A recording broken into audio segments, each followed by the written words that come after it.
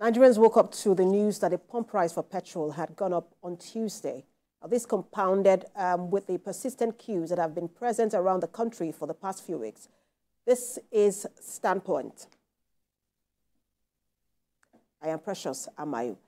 Now, also on Tuesday, CEO of Dangote Group, Aliko Dangote, released official samples of petrol from his refinery, assuring that the local sale of the fuel will help stabilize the naira by helping to correct distortions in the value of the local currency.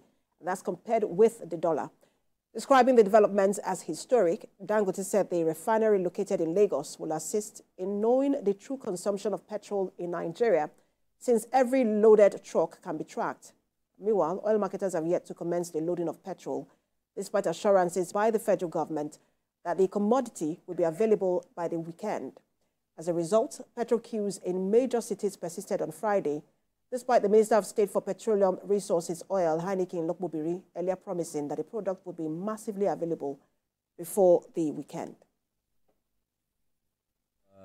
PMS can actually be in the market by, today is what, Tuesday? By Thursday latest, our product can be in the market. I think there will not be any disruption because the president, not only that he brought the whole idea, he took it to the Federal Executive Council. It was approved, at the Federal Executive Council. And I think whoever wants to play with the instructions of the president, he will pay a big price. And also to thank Mr. President and his government for assisting us to make sure that we achieve this, dream. This is a very monumental, dream, for us, that we've been able to achieve something like this, which Nigeria has not really achieved, producing gasoline in the last 28 years. So I think it's good, at least during his administration, this has been, achieved. And also to thank him for making sure that he brought out this Naira transaction, of which will help to stabilize our currency, to bring growth and prosperity to our country. Let's look at the oil sector, all of the controversies and the unavailability of fuel, the Dangote refinery, just a lot of issues. And we have a full house. We have Professor of Energy Transitions, Extractives and Governance Law, Professor Dayo Ayoade. He joins us in the studio. We also have a financial analyst, Mukhtar Mohammed, also joining us in the studio. Now, joining us via Zoom from the U.S. is the National President, Petroleum Products Retail Outlet Owners Association of Nigeria, Dr. Billy Gillis-Harry. He's joining us also from Houston. Thank you so much, gentlemen, for joining us this afternoon. A lot to talk about, I doubt. I mean, this is one of the few times on this show that I would say I don't have enough time, because there is a lot to talk about when it comes to the oil sector. But I want to begin with both of you in the studio. Professor Ayoade, I mean, you've been following the challenge, the whole narrative in the past 1 month, if not even more. Starting from whether we have enough oil, enough fuel in the country, and NNPC saying, no, we have enough to last us for as much as 30 months. And then the issue of what NNPC was owing, and NNPC denying and coming back to say, look, we're actually owing. I mean, just a lot. Dangote refinery, the price. I mean, when you put all of this together, and when you see where we are now, are you surprised, or were you expecting that this is where all of this was going to get to? Well, I'm not completely shocked. The NNPC is now the NNPC Limited, of course, under the Petroleum Industry Act of 2021. But has it actually changed its colors? Has it actually changed into a private company? A company that's interested in being commercial, profit-driven, transparent, and accountable to Nigerians? I would have slight doubts. Because we've Even though it released a report recently stating all of its earnings and where all of its money profits. Yes, it's still its profits, isn't it? But at the same time, they're said to be owing $6 billion US. That's not a joke. If I'm a company and I say I have earned $3 billion in profit, and at the same time I'm owing $6 billion, do I have a profit of $3 billion? These are questions that I think we need to ask. I think the problem is that NNPC has been used to its opaque way of doing business and transactions. Even to admit it owes $6 billion, I've not actually seen any report saying it owes $6 billion. It says we owe some money, but they never actually said the exact amount of money they owe. Yes, it's true that businesses, come and go. They are flowing. They have relationships with their suppliers, but you should have a guesstimate, surely, of what you owe. Oh. All right. So let me come to you, because in a few moments I'll focus solely on Dr. Billy Gillis-Harry, because I know that he has to leave at some point. But let me also ask you, are you surprised by where we are now? Well, I'm surprised because again, when they come out with fact and you come out with counterfact, today people are saying, look, you are paying subsidy. You came out and say, no, I'm not paying subsidy. Then you come out again and say, I'm making profits. Tomorrow you come back and say, oh, I'm not making profits. So I'm surprised. But I think what has happened is that NNPC have run out of lies. They have to come out and say the truth. Just like they have been telling us since Port Harcourt refinery was supposed to start in December. The last time the CEO, Mark Kyari, said, this time I'm saying the truth. it will start. So I think they ran out of light. All issues, when we had this crisis, like you said, they said they have enough for 30 days. The time they came and said, oh, there is an issue of flooding, transportation, weather, technicality in terms of loading. They never came out to say the truth. So the first time they are saying the truth, they're telling us, oh, we are owing. Oh, we are paying something. Remember, this truth started coming out when they realized that they cannot continue to remit money to the Federation account. So they went to Mr. President, look, we cannot because we are owing. And like he said, they never, today even the NNPC, I was listening to one of them on your program on TVC, said, we never gave a figure of how much we are owing. It's just numbers being banished around by pressmen. They were saying it. And like he said, corporate governance. If you ask a company, how much are you owing? By the tip. You should be able to say that's corporate governance. This is a company that's supposed to have an audited report. By now, we should have had first quarter, second quarter. We should be preparing for third quarter. All right. Let me put you on hold. Like I said, Dr. Gillis-Harry will be out in a moment. So let me just focus my next line of questions to him because he's also in the industry. This is his industry. Dr. Gillis-Harry, as the national president of Petrol, I'm sure that you'll be able to tell us, give us update as to where we are now. There was a promise that by this weekend we will see the rollout of Petrol across the country. Are we in the clear now? Well, we're not yet in the clear. They're rolling out those trucks. Very tirelessly to ensure that we have products that have been on in the last 3 weeks. Hopefully, we should get to hear some good news. Today is Saturday. This is about 2 o'clock in the afternoon. So we are still waiting. You know, we have been assured that our products will roll out, and we are looking forward to lifting them. We are ready to take them to our various retail outlets. The retailers haven't gotten the fuel yet. What exactly do you mean when you say we're not in the clear? Well, what I mean by that is we are being assured that by weekend there should be petroleum products rolling out. So weekend started from Friday. So Friday, today is Saturday. There's still one more day in the weekend to go, Sunday. So we just hope that there'll be a 24-hour, work schedule that's put in place to ensure that we have petroleum products. But right now, as I speak to you, we are yet to have any of those indications that we are going to load today. So help us. But we are ready. Our tankers are there. Yes. All right, so help us speak to the price hike we saw, in the course of the week, because I think Nigerians are still struggling to understand what exactly happened when, just barely 24 hours after Dangote said, look, they're going to start rolling out fuel. The very next day, what we heard was, or what we saw was a jump in price without any announcement. It was sudden, and people are still trying to make sense, and that's the price now. People are still trying to make sense of what exactly that means and why that happened. Well, I really cannot tell what happens in the boardroom or administrative processes of NNPC, but we have always requested that informations and actions like this should be taken one at a time and information given prior to the fact.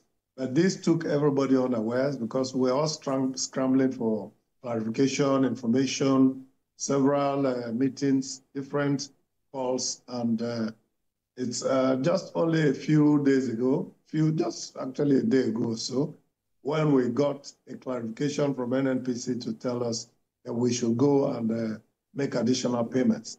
So of course, obviously, we're going to make additional payments. That will impact the price. But as to why most of the stations, especially the NNPC brand, did those price jumps at the time they did, I can't tell. Okay, I will get back to the price in just a moment. But when you said NNPC had asked you to make additional payments some days ago, I want to also get what that means. Well, what that means is that we used to buy about 45,000 liters for about 25, 26 million naira. Now that same product, we're going to be coughing out about 39 million to pay for the same product. So the product you're buying now is still imported, not the one from the Dangote refinery. I just want us to be clear on that. Well, there's no way we can tell because we are not importing, and NNPC is the sole importer, and now also turned the sole off-taker from Dangote refinery, which for us is a little bit of a surprise because some of us retail outlet owners have already registered and have our off-taker agreements. So off-taker approvals. So basically, we should have expected, we should also be able to take products directly from either Dangote or from the NNPC refinery.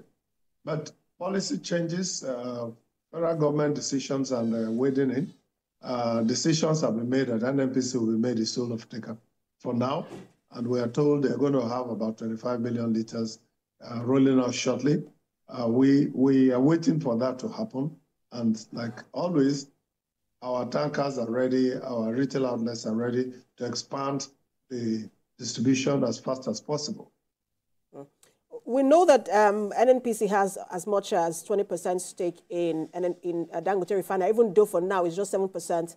It is using, but that means that it has decision-making, stand or position in that refinery. But the fact that it is the sole off-taker and then the sole price controller, and what is the implication of that for the supply and then for those of you who are retailers? Oh, well, NNPC has dutifully given us petroleum products. They are our senior partners in this business. They've dutifully done that for several years. So there is no reason for us to think that they will not deliver mandates at this time because we have what is called the bulk purchase agreement with NNPC and through PPMC, which is now defunct. But they are obligated to give us petroleum products. And of course, even the PIA has given clear delineations as to how that should happen. So, but the concerns we have is that we should have an open access. We should have an open access to all refineries, not just Dangote. We should have access to Port Harcourt, we should have access to Warri, and whenever these refineries come on stream, we should also be able to buy directly from them. And that's why we took time to apply for our off-taker approvals, which we duly qualified for after due process. So for us to now get only the news that NNPC is going to be the only sole off-taker is a concern for us. We are running away from the monopoly of one refinery. We should try to liberalize as much as possible the distribution channels.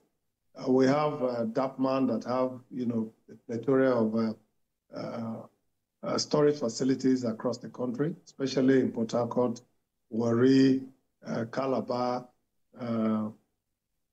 and they're there to be able to receive products by marine. And so it's easy for us to get products from every part of the country. We have MEMAN that also have such facilities. Petrol members also have such facilities. We have IPMAN members that also have such facilities. So I think we should get to the point where we should be able to gain access and be able to see how competition can drive down price and ensure that there's product availability all the time. And because you mentioned price, because people are wondering, are we ever going to get to the point where, the price goes down? Or are we at the point where, it just continues to go up? What do you predict? Because that's your industry. What do you think? What's going to happen, especially with pricing in the coming days, in the coming months? Well, my candid advice to everybody is that we shouldn't do any armchair price prediction by any means, because we have the PIA that's clearly delineated how pricing should be. There are templates and processes in section 205, 207, 208, 169.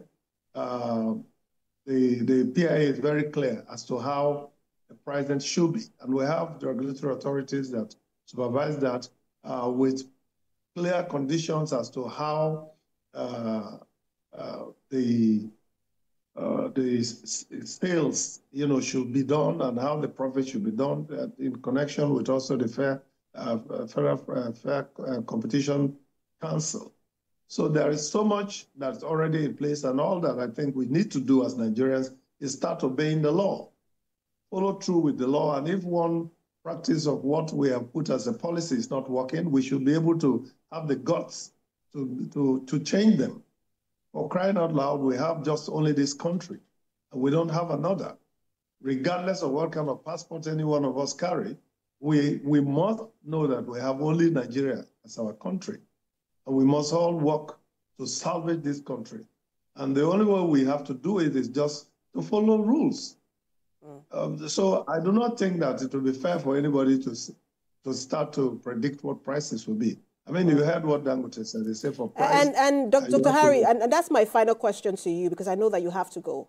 Because Dangote also said that he's waiting for NNPC to determine the price. Because people are wondering, look, are we still a deregulated, oil sector, that is determined by market forces, or now we're doing price fixing? No, we are not doing, there's no price fixing. Like I've just referred you to the PIA sections 205, 207, 228, 169. The provisions are very clear as to how pricing should be done, and the conditions under which organizations like us should also function and make sure that the country does not bleed in any way. Yes, I am an advocate of the removal of subsidy. I'm an advocate of market prices determining the price of PMS, because PMS is just one item in all that we need to grow our economy. But we need to really work the process of how Nigeria should have a fair deal. And that's also why we push as much as possible our members to start to embrace the CNG project. We have over 700 stations that have been pre-qualified by us, and we are yet even to be discussed with, about what can be done. And these are things that grassroots inputs, should have made us today to step out in some different ways. Because it's not easy to set up those stations. We need government to intervene. We need funds. We need some kind of guarantees also for our technical partners to come in and install all those facilities across the country. I don't think we should leave that for only one committee, to do. The pricing will come out, but I think it will be a fair pricing, because every one of us is, as I speak to you now, there's a major meeting going on across the stakeholders, and pricing is one of the issues. The NMDPRA themselves has not told us that they're going to cap prices. But at the end of the day, every input that should guarantee fair pricing, efficient monitoring and supervision by NMDPRA, and also holding NNPC accountable to make sure that when product is taken from Dangote, we have access to that and immediately deliver them to all parts of the country. That's what we, as an association, that's what Petrol is all about. That's what Ipman is doing. That's what Memman is doing. That's what Dapman is doing. And within the stakeholders. Nupeng is doing a fantastic job. PTD is doing a fantastic job, willing to work very collaboratively to make sure that every part of the country is, wet with petroleum products. So once we have it, we'll supply it. We can only sell what we have. And that's just where we are. Interesting conversation with you. Just a lot to unpack. I know that you have to go. Thank you so much for your time. I'm the National President, Petroleum Products and Retail Outlets Owners Association of Nigeria, Dr. Billy Gilisari. Always, always, always a pleasure to have you on. Thank you. Thank you for having me. All right. A lot he said in terms of pricing. He went as far as, even telling us how much they were buying as much as 45,000 liters and now how much you're paying for it. I mean, just a lot. But let me start with the issue of, he talked about NNPC being the sole off-taker from Dangote Refinery after they have gotten approval, to be off-takers as well. I mean, what is the implication of that? Well, if NNPC is the approved singular monopoly off-taker, it means that Dangote Refinery can only sell to them. And if you sell to only one customer, it means, of course, competition is dead and buried. The whole so it's a one-customer refinery? It cannot be. It cannot be. The way I'm interpreting it is that we're in a bit of an emergency, a bit of a crisis because of the fuel queues and everything. In the short term, let NNPC pick up the products and move it out into the markets. It's going to take about a week, maybe 2 weeks for the products to go around. Don't forget, you have to truck maybe all the way to Maiduguri and all these far parts of Nigeria because we have very poor infrastructure. Our product pipelines are not working very well. Now, if this is the case, it should be a temporary solution because it's actually against the law. The PIA does not anticipate a monopoly buyer, and certainly not NNPC. NNPC does security of supply for the nation. The Act gives them that power to be the security supplier. But what it does is that it says that they charge the government for doing that work. So NNPC is paid to do this work, but they cannot be a monopoly supplier because that's against the competitive markets and the deregulation that is central in the PIA. All right, so let me also get your thought on that.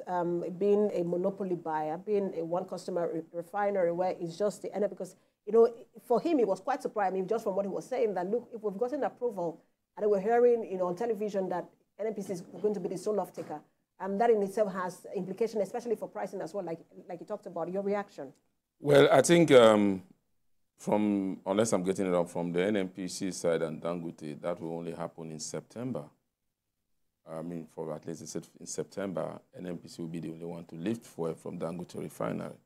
It's September. Remember, again, the deal between the Naira and Naira deal also will commence in October 1st, according to them. So maybe in the whole of September, they are rolling it out through the NNPC because up to this moment, NNPC is still the sole importer of petroleum, refined petroleum product into the country. So maybe that's where we are. That's why NNPC is taking, and like he said, in terms of infrastructure, maybe NNPC will do a better job in lifting it to various site parts in Nigeria. But I don't think it's going to be a monopoly. I have a problem with that also because somehow, even if it is 1 day, it's a monopoly for 1 day. But again, remember again that the NNPC also is a stakeholder, a shareholder of Dangote Refinery, whether it's 7%, whether it's 13%, but they are the only one that are shareholder now with Aligo Dangote. So definitely you want to give it to your shareholder first so that they can also be able to boost whatever investment they've done in Dangote. So as we speak, NNPC has just released, there's a press release from NNPC on X, and they're saying that, and the heading there is, NNPC not the sole off-taker. Market open to lower prices from any domestic refinery. I just want to take a part of it where it says, the attention of the NNPC Limited has been drawn to a press release by the Muslim rights concern, Murik, which claims that the Dangote refinery DRL is being undermined by actions of the Nigerian National Petroleum Company Limited. Specifically, Murik asserts the recent changes to the pump price of premium motor spirit will prevent the Dangote refinery from offering lower prices, and that NNPC Limited has become the sole off-taker of the product. And NNPC is trying to set the record straight. And just to take just the first part of that, because it did break it down into paragraphs. Number one, it says the pricing of petroleum products from any refinery, including the Dangote refinery, is determined by global market forces. The recent changes in PMS prices have no impact on the DRL or any other domestic refineries' access to the Nigerian market. In fact, if current prices are perceived as high, it presents an ideal opportunity for the refinery to sell its products at lower prices in the Nigerian market. Your thoughts on that? I think we have to be very cautious. There's just too much rumor, innuendo. People who are not experts in the industry, who have no idea of the industry, criticizing everybody, alleging crazy conspiracies. Look, the oil pricing, product pricing is a global issue, okay? So it's a global market. At the moment, we're importing these products into the market, and then we have Aliko Dangote refinery coming up. Are we expecting Aliko Dangote, having borrowed substantial amounts of money in dollars, over $11–12 billion, is he supposed to now sell as an undervalue to us because he likes us? What about his shareholders? He has to pay his banks. We have to be very cautious. Where is that idea coming from? That because it's a local refinery based in the country, it is going to be, the pump price is going to be lower. Where does that idea come from? The mistake comes from the fact that Nigeria is blessed with crude oil. Why don't we have cheap products? Well, if you look at Libya, for instance, they have the cheapest products in the world. It's something like 3 cents per liter, meaning that a bottle of water, 1 liter water, is actually more expensive than 1 liter of petroleum. But we are not at that stage. We're in a country where we have one of the highest amounts of producing crude oil, something like $40 plus, just to produce a barrel. So we're already in trouble because of our inefficient, opaque, slightly corrupt business environment. The crude oil you're going to use is priced in dollars. Dangote had to buy products from the United States. So he spent a huge amount of money.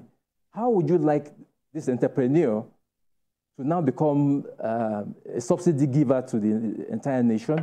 No, it will not work that way. So we have to be very cautious. I think that the fair pricing or sustainable pricing is what we want.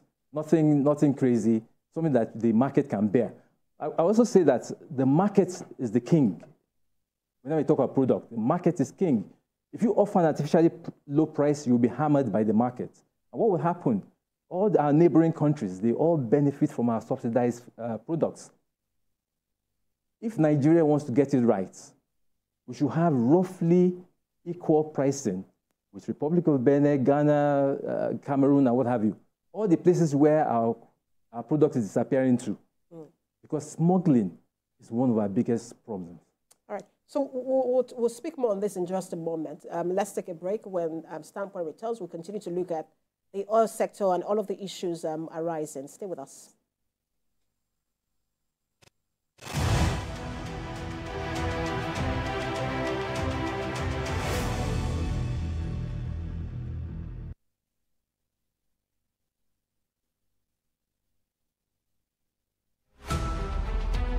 Every major news story is with many perspectives and layered with different levels of impact. Hello. What time did this happen? We will be right there.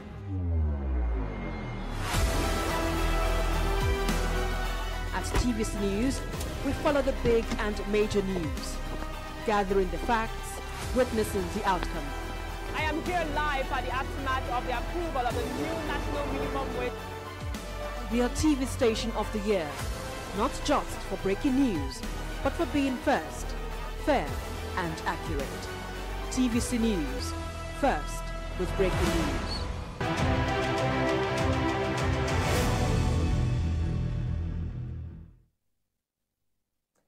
Thanks for staying with us. You're watching Standpoint. We've been speaking on fuel, the availability of petrol and the price hike in the country. We've been speaking with a professor of energy transitions, extractives, and governance law, Professor Dayo Ayoade. Thank you for staying with us. And we've also been speaking with financial analysts who we call from time to time to help us to make sense of the figures when, the need arises. Thank you so much, Mukhtar Mohammed, for staying with us as well. My pleasure. But let me also take a part of that NNPC statement, which is, the second part. It says, furthermore, we emphasize that there is no guarantee of lower prices associated with domestic refining compared to any global parity pricing framework, as confirmed by the DRL. The NNPC Limited will only fully offtake PMS from the DRL if the market prices of PMS are higher than the pump prices in Nigeria. So I wanted to speak to that, what you understand by that. When it says, sorry, let me just take it again. The NNPC Limited will only fully offtake PMS from the DRL, which is Dangote Refinery Limited, if the market prices of PMS are higher than the pump prices in Nigeria. You see, what we see is you're used to do things a certain way. Nobody's ready to change. So what the NNPC is saying is, if I get it clear, is if we might still have to import if importation is going to be cheaper for us. That's what they are saying. So he's trying to counteract what Dangote have said, that in Africa, very soon, we will not need to import any refined product from any part of Europe. Now, when people are saying pricing should come down, we must get it clear. The cost of landing, the cost of paying some tariff at the port, all those costs will be eliminated. That's why people are saying, okay, it should be cheaper. They are not telling you about, because when you are buying the crude offshore, you are buying with dollar, you are buying an international price, but you move it through the sea. You pay for those vessels to move it the distance longer. You have to pay the fee. You have to come to the port. You have to pay for betting. A lot of things are involved. So now you have a refinery in your country. All those things will be eliminated. The only one you talk about the vessel, because Dangote is not located close to where you get the crude immediately. But if you have a refinery in Port Harcourt, it should be cheaper. So people in Port Harcourt should buy fuel cheaper than those in Lagos, because it's closer to the point of refining.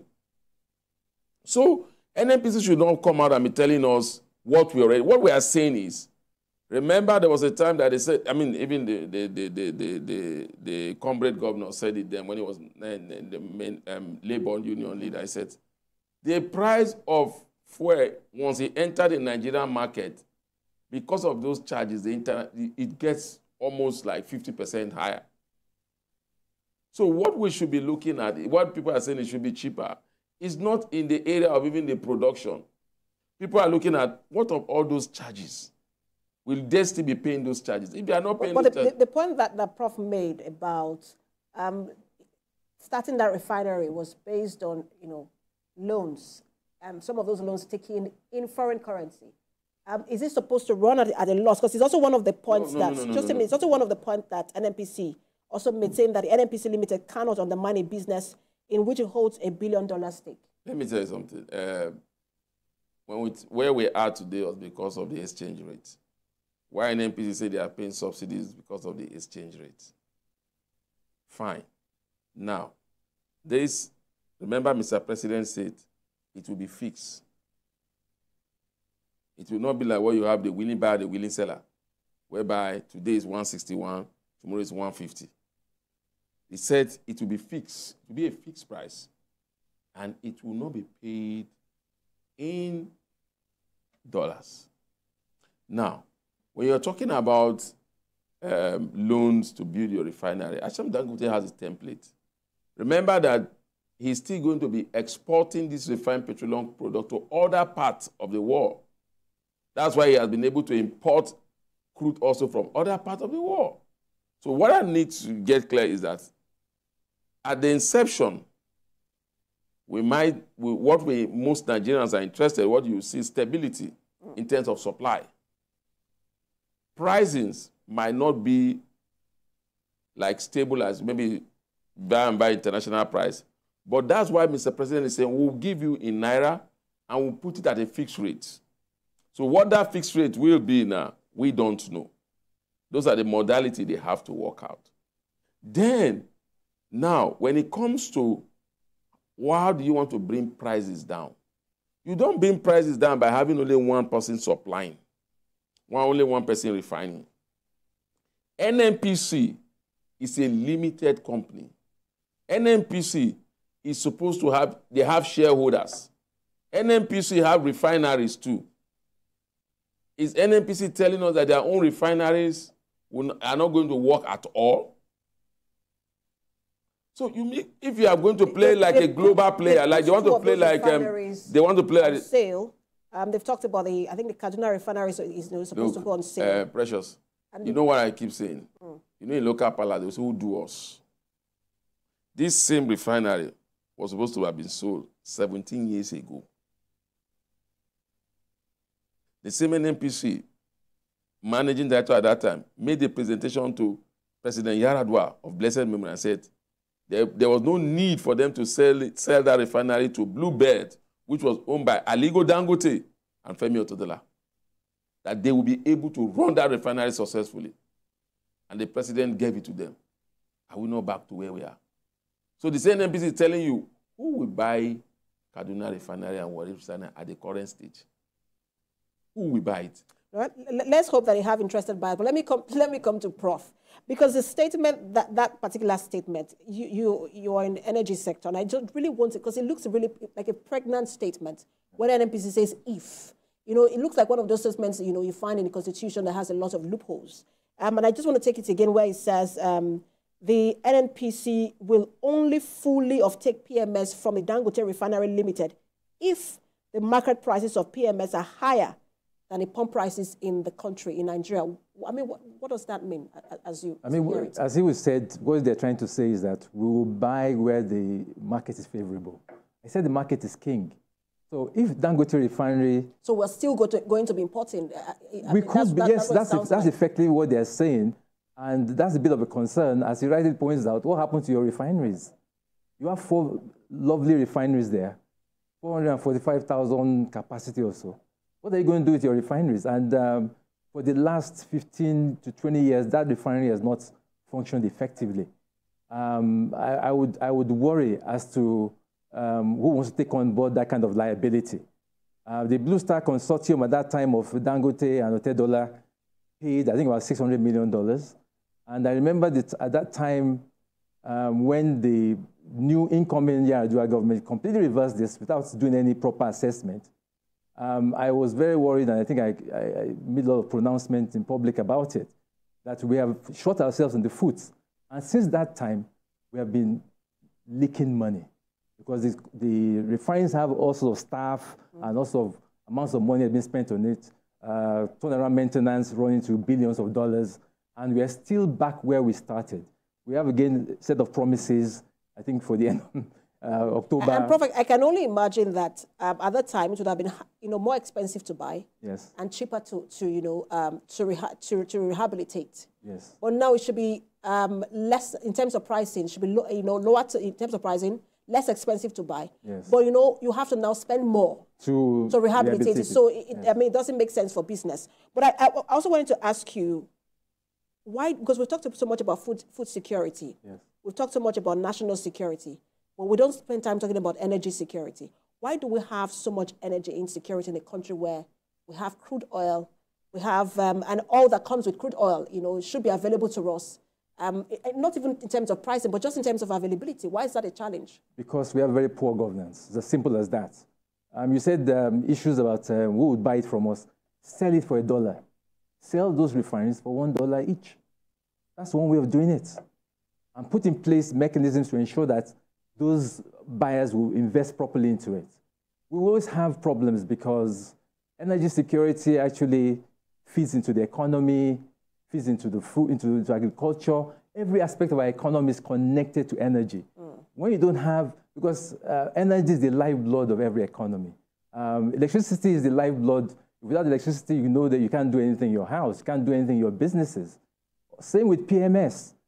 Now, if you have a potato farmer in Jos, it's cheap to raise potatoes there. Well, the market is in Lagos. You get it down here. How much is it going to cost you? All these costs are feeding into unprecedented inflationary pressures, food insecurity, all rolling together into insecurity. I mentioned that the price of a Nigerian crude barrel is one of the most expensive in the whole world because of insecurity, because of corruption, because of inefficiencies, all tagged in together in our own peculiar ecosystem where people are benefiting without allowing the country to actually move forward and for the people to get the benefit of the crude oil. So you assume that because we are Nigerians, we have crude oil. Actually, do we really have crude oil? If you cannot make effective use of it, I think that's where the problem is. So, you know, Prof touched on a point that I was going to talk about, because people are now saying, look, it's time. I mean, we're so dependent on energy, and especially petrol, whether for businesses, whether for, you know, homes, transportation. Our economy really runs on petrol. And people have said it's time to begin to take some part of the population away from petrol dependency. Is that the way to go, and how should that be done? Well, you are trying to do it is not working. You see, I normally give this analogy. Precious, you are earning salary. Your main source, maybe the job you are doing now is your main source of income.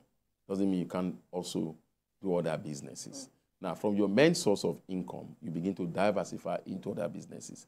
If you have your salary from there, you can say, okay, I want to invest, I want to save, I want to do this and do that. But that's your main source. Now, so definitely your main source is still the key driver. So when we are talking about diversification, the diversification will have to come from the main source. If the main source is not stable, you cannot diversify. So the first thing we should be thinking of, making the main source stable in terms of, like I said, availability, security in the area of crude. Up to this moment, based on the budget benchmark, we're supposed to have 1.7 million liters per day, but we are just barely doing 1.4 according to OPEC quota. So you're already about 300,000 short. How are you going to meet that? So that's going to have an effect on your budget. And you say you want to diversify. You said, oh, we want to diversify, we want to go to new energy. CMG buses. It's over a year. It's not here. Because it's not rolling them out. It's not. I know they've given, was it 20 or 2? I'm trying to figure out. I'm talking about. So it's not. Your state has gotten there. Some states have gotten there. It's not easy to roll those things out. It's not like telecom that I'll just come and put my mouse and it starts. So sometimes people want to make that nation, you know, telecommunication was liberalized. It's a different ball game. It's on satellite. You put your mouse, you get the signal, and that works. But if it's CNG buses, because we've also seen the government, like the federal government, trying to move people away from, I think, kerosene and all of that, and giving them gas cookers. And then we've seen the CNG buses. If we move people from petrol and you move them to gas, would that also, you know, solve a part of the problem of energy security? When you're talking about moving, it's not about choice. And the kind of, I mean, now, will you confidently take your car? I'll give you an analogy. You would confidently take your car to be reconverted to gas in any of the gas stations in Nigeria.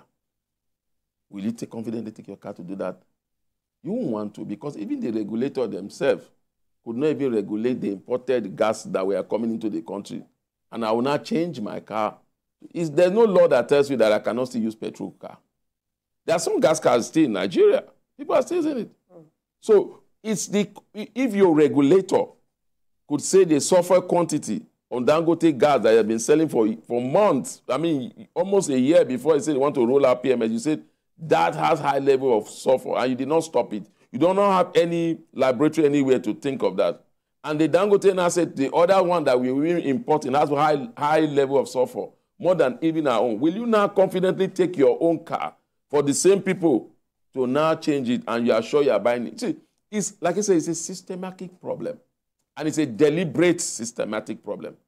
It's what, like that report, we are talking about Dangote coming to help boost our foreign reserve, to reduce the pressure on our exchange rate. And you, NNPC, is telling us that, look, we might still continue to import. Are you not trying to look at, okay, how can we partner and bring down the cost? It's talking about production. Like I said, a barrel of crude oil in Saudi Arabia is produced at, I think, $25. But in Nigeria, it's $40. So how do you now compete in the international market with that high price? Well, how do we reduce production so that we can have benefits in terms of pricing? And also, once pricing is right, You don't have, there was a time that they said our crude was on high sea for days. Nobody was buying it because of the pricing. So you need to be, we are thinking of new energy. Do you see any, NNPC is supposed to be a company that should be private sector driven, limited liability company. Like he said in the introduction, it's just a nomenclature changing that, oh, NNPC PLC, who are the shareholder of NNPC? Nigerian Petrol and Ministry of Petroleum and Ministry of Finance. If you want NNPC to be efficient today, if you bring NNPC to become a fully private company, you will see the efficiency. I can give you a number. There used to be a time that the Security and Exchange, the clearinghouse, the Nigerian Stock Exchange was run like a government parastatal. Today it's run internationally. They are resulted, the audited report, they have shareholders, they pay. LNG is the only success story we've had in oil and gas. Still pay dividend to government. Why is it a problem to get NNPC? I said something. NNPC is more or less like a Tower of Babel that nobody seems to be able to break that. The conversation to Prof as we begin to wind down. The issue of also reducing petrol dependence, not in terms of national revenue, but in terms of national consumption. Yes. Well, as an energy expert, I would want to see that. I would love us to go deeper into renewable energy. And I would also like to talk very briefly about energy transition. All over the world, we all know that the fossil fuels, that's crude oil and natural gas, is going the way of the dodo. It's going to become extinct. That's what the policymakers are saying, to protect the environment, to protect us against climate changes. So acid rain and what have you. There's a whole big movement from those who buy our crude oil and natural gas saying to us, we're buying it for now, but we will not always want it. So there's a whole transition going on. And we're in a position where Nigeria should be maximizing the profitability from the crude oil and gas we have, not to invest in other things so that we have things to eat. Nobody will buy it from us. We're not doing that. We're so focused on the present, short-term gains, because politics is about short-term gains with us. And that's where the problem is going to lie. For us to go into big-time renewables, wind power, solar power, biogas, there's so many things we could do. And at one point, NNPC was involved in, I think, setting up plantations to plant things for biogas. What has happened to all of this, forward thinking? I think that's where the problem is. Our policies, we create very beautiful policies on paper, but we never follow through, we never implement, and we're absolutely not interested in implementing, and nobody's accountable for not doing their job. All right, so I think I have about less than 5 minutes more. So I will just show this question to both of you. Let me start with you. In terms of the direct impact this will have on Nigerians, that's the increase and the unavailability, especially the increase in pump price. They highlight the direct impact, and then what should be done, especially not just even at the federal level, even at the state level with the state governors, and ameliorating some of those impacts. Well, the impacts are already being felt. Cost of transportation has gone up. Somebody was telling me now it used to be from Ikorodu to Pangrove. It's about 2,100. That's what he paid yesterday to come. So that definitely will have a cost. Like he said, our economy is a petrol-driven economy. Not just gas, it's petrol, PMS. That's the major means of transportation. So we are trying to diversify. So for that, cost of living will go up. It's not to fill your tank if you are driving a Toyota. You want to fill your Toyota car, it's about 70,000 naira. If it's empty, that's the minimum wage. So maybe in a week you could use that's for a week you could use your minimum wage to just fill your car. So what do you eat? So that's a big challenge. Now, not praising Lagos state government, but you have a talk and somebody said, you see what? When she goes to the park, that BRT, he will stay there till that BRT. He doesn't care what his employer said, because they cannot meet up with his transportation, so he will follow the BRT. So what government should be doing is alternative means of transportation. But the challenge I have is that when we think of alternative means of transportation, we forget to provide alternative means of transportation in the rural area where they are bringing this food. So what you have is alternative means of transportation within the cities without looking at the rural area. So cost of food will still be high. So government should, what I expect them to do is to begin to look at Where do we get our food from? If there's insecurity there, then improve the security there. If it means having a garrison of soldiers to help the farmers go to farm to come so that they can cultivate, do it. If you can station soldiers to fight Boko Haram, you should also be able to station soldiers to help farmers go, because it's key. It's still security, food security. It's a bigger risk. That's one.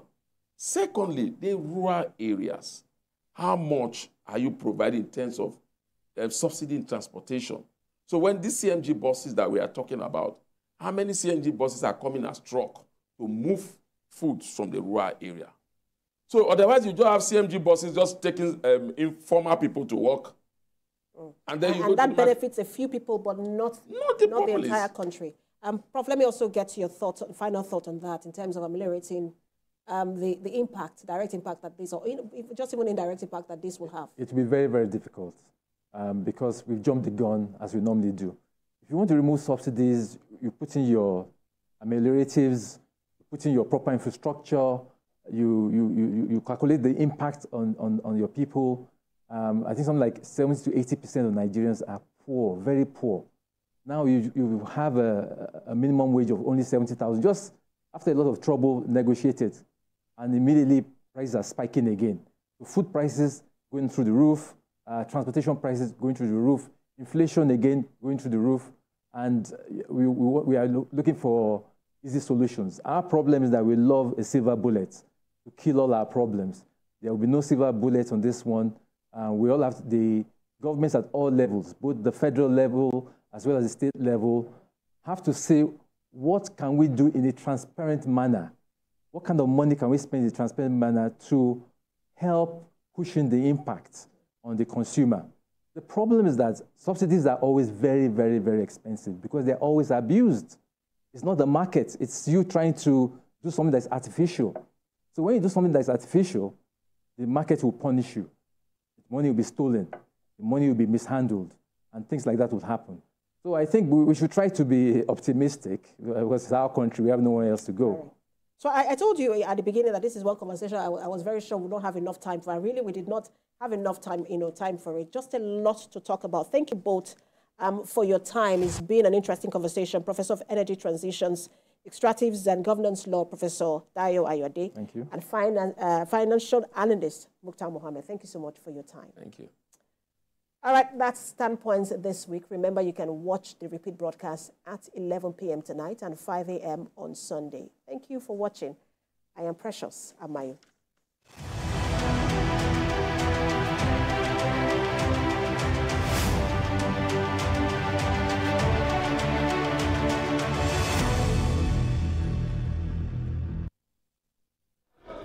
Every second, every minute, every hour, and every day, time doesn't just tick away. It counts down to political